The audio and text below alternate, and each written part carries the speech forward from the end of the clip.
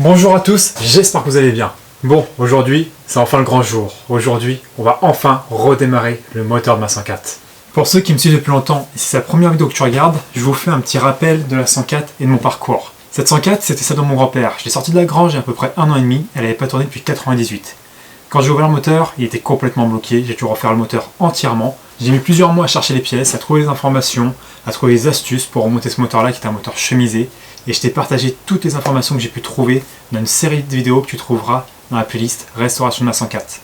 Le moteur a été fait, mais la carrosserie est en triste état. Du coup, j'ai refait également toute la carrosserie moi-même, que ce soit le changement des éléments rouillés, la préparation carrosserie et la peinture. Mais une voiture, c'est pas constitué qu'un moteur avec une carrosserie. Du coup, j'ai refait aussi tout ce qui est train roulant, tout le freinage et également tout l'intérieur. Ce projet, ça va faire plus d'1 an que je travaille dessus. Et aujourd'hui, c'est l'instant de vérité.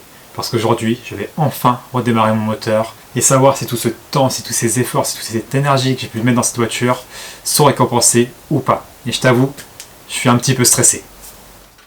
Bon, je vais pas te spoiler, mais j'ai hésité à te partager cette vidéo en entière. Tu verras, j'ai eu quelques galères encore une fois que j'aurais pu éviter et qui sont arrivées à cause de choix que j'ai fait. Ces choix, je te les explique. Ils sont critiquables, mais le message que je veux te faire passer, quand tu as un projet, un objectif, regarde le bout et imagine-toi le résultat final que tu auras et te décourage pas avec les petits aléas qui peuvent arriver. Sur ce, je te souhaite un bon visionnage, une bonne vidéo et toujours pareil, au plaisir de partager. Bon, comme tu as pu le voir, j'ai installé une nourrice, j'ai vérifié que j'avais bien d'allumage à mes bougies et j'ai fait le premier démarrage de ma 104.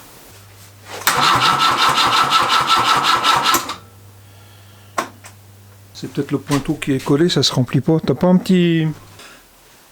Ouais, rien ne s'est passé, elle a pas pété. Je m'inquiète pas, c'est le premier essai, j'ai toute la journée pour la faire péter, donc j'essaie une deuxième fois. Bon bah... vas-y, réessaye, on va voir. Attends, je vais ouvrir... Attends. Je vais revisser ça.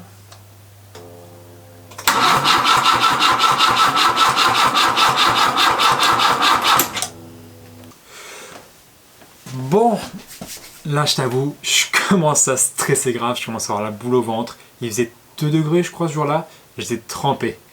Mais bon, faut insister quand même, je continue, je refais des essais jusqu'au moment où... Si l'essence elle arrive.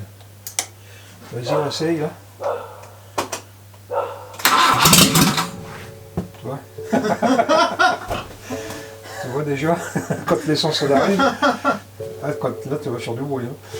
On recommence ou pas? Bah essaye de la faire partir. Elle a pété.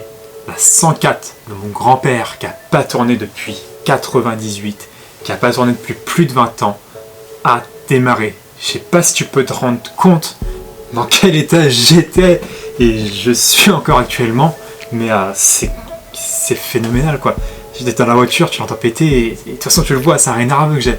C'était grisant, c'était magique, c'était féerique. Je pense que la 104 de mon grand-père, elle a démarré quoi.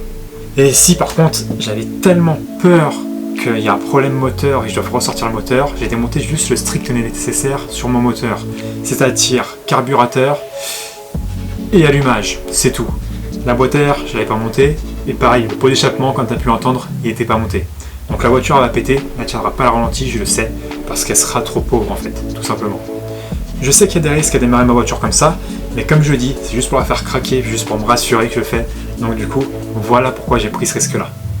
Et juste pour le plaisir, j'ai quand même retenté de démarrer ma 104 plusieurs fois. Allez, vas-y, réessaye. Ah, impeccable. Ouais, c'est bon. C'est pas trop bizarre, rien. Non mais tu vois, elle tourne bien. Hein.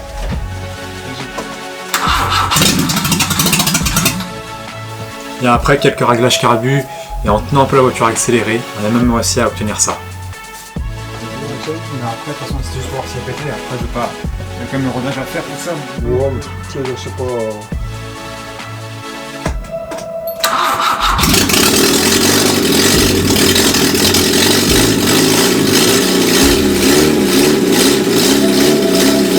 Bon, ma 104 maintenant elle démarre, je suis super content, je suis vraiment super heureux, bah, de toute façon tu peux le voir à mon visage. Maintenant il faut que je remonte tout ce qui est élément annexe du moteur et le pot d'échappement et que je fasse ces réglages carburant. Quand c'est pas le pouls, c'est le chien. Du coup je disais, pour moi tout ça, ça va se passer le week-end prochain, mais grâce à la neige du montage, pour toi ça va se passer dans quelques instants. Je pense que le pot d'échappement a eu peur du rugissement de la 104. Du moins, il n'était pas pressé de retrouver le moteur, et il me l'a bien fait comprendre.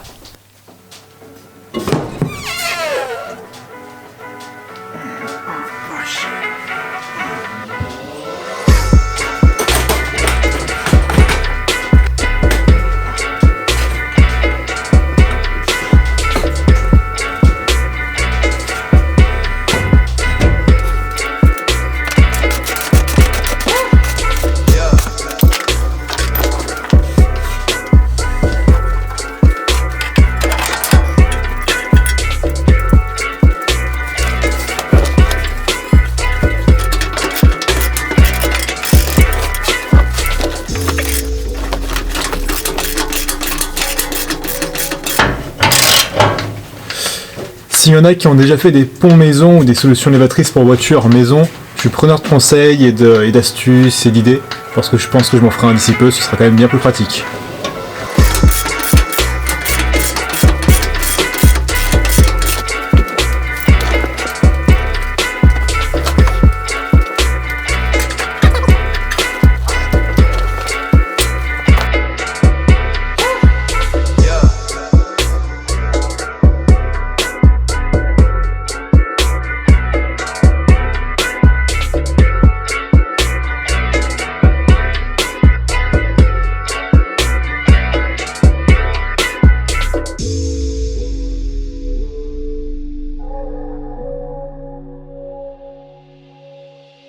Bon, avant que je t'explique comment s'est passé le réglage carbu, je te fais juste un petit point, je vais faire une vidéo sur les projets que j'envisage de faire, futurs, moi, mes expériences, etc. Donc si tu as des questions, n'hésite pas à les mettre dans les commentaires et j'y répondrai à ce moment-là. Parce que vous êtes entre guillemets nombreux à m'envoyer des questions sur Instagram et sur les réseaux sociaux, donc je ferai une vidéo pour répondre à tous en même temps, ce sera beaucoup plus simple.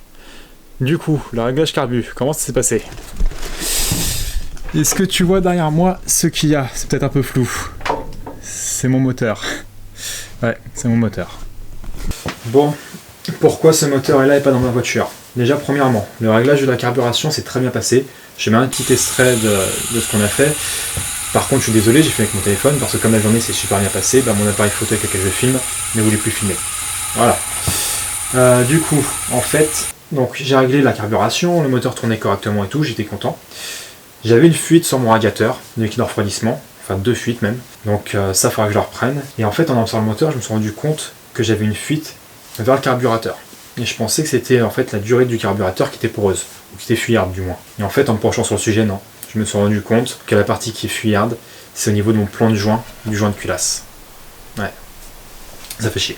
Donc je t'avoue j'étais dégoûté, dépité, tout ce que tu veux, mais bon, faut analyser le problème et voir les solutions qui s'offrent à moi, c'est beaucoup plus constructif que pleurer. Du coup, pourquoi j'ai cette problématique là? Premièrement, ça peut être un mauvais serrage. Les 104, ça se sert en escargot si j'ai pas de bêtises, ou en croix, j'ai pas rechecké la RTM mais je crois que c'est en escargot. Ça je l'ai suivi quand j'ai serré ma culasse, donc je vois pas pourquoi ça pourrait être défaillant à ce niveau-là. Deuxième chose, une chemise qui dépasse trop par rapport aux autres et qui ferait en fait un défaut de planéité sur mon joint de culasse et qui pourrait engendrer une fuite. Pourquoi pas? Ça se peut. À savoir que t'as vu, hein, le montage des chemises, je te l'ai filmé, je t'ai donné toutes les astuces et j'ai surtout retranscrit tout ce qu'il y avait dans l'RTA. La tolérance c'est entre 3 et 5 centièmes en fonction de où tu te places sur les chemises et sur le plan de joint. Donc j'y crois pas trop à cette problématique là. Mais ça se peut aussi. Et la troisième chose, et je pense que c'est de là que vient mon problème, ce serait que ma culasse soit déformée. Ma culasse, je l'ai vérifiée sur un petit marbre que j'ai, et en fait j'ai dû la passer en 2 fois pour pouvoir la vérifier correctement. Et je pense que j'ai merdé à ce niveau là quand j'ai vérifié. Je pense en fait que ma culasse est légèrement bombée, et c'est pour ça que j'ai un défaut d'étanchéité à ce niveau là. Là, il y en a qui vont me dire « Ouais, tu fais une resto et t'as même pas foutu de mettre ta culasse en rectification. » Pourquoi je l'ai pas fait? Tout simplement parce que j'ai un budget, et c'est pour ça que je fais tout moi-même, que ce soit la carrosserie, le moteur, la sellerie, etc. Parce que voilà, j'ai un budget qui est assez restreint pour une restauration, et je le sais. Ce budget-là, je l'ai atteint, et j'ai essayé de grappiller à plusieurs endroits pour le réduire. Et je me suis dit, ma culasse est bonne, comme j'ai vérifié, ça sert à rien de jouer en rectification. Encore une fois, on n'a pas tous le même budget de restauration, mais du coup, pour la suite, ce que je vais faire, c'est que je vais redéculasser mon moteur, je vais retirer les soupapes, tout ce qu'il y a dessus, hein, sinon c'est pas marrant, et je vais l'envoyer en rectification. J'espère récupérer d'ici 1 semaine et demie, 2 semaines, et le remonter à peu près dans, allez, 1 mois et demi dans ma voiture, et qui tourne correctement. Je ne refilmerai pas toute l'étape du montage parce que ça prend du temps, mais là, il faut vraiment que j'avance sur la voiture. Donc la prochaine fois que je reviens avec toi sur la 104, je te jure, elle tourne correctement. Mais d'ici là, si tu as des conseils, astuces et autres à me passer, je suis vraiment preneur. D'ici là, t'inquiète pas, il y aura d'autres vidéos, il y a le DTMX sur lequel j'ai bien avancé et je vais te partager plusieurs choses dessus. Il y a aussi quelques vidéos outillage que j'ai fait qui sont assez intéressantes, je trouve. Enfin, c'est des sujets moi qui m'intéressaient que j'ai pas trouvé, donc je te les partagerai. Je te souhaite comme toujours de bonne restauration. Te fais pas avoir comme moi, des fois il y a des choses qu'il faut pas négliger, même si t'as un petit budget. La réactif de la culasse maintenant, la prochaine restauration, directement je l'envoie réactif. Et surtout, comme d'habitude, je te dis la même chose, au plaisir de partager, même si des fois ça foire un petit peu.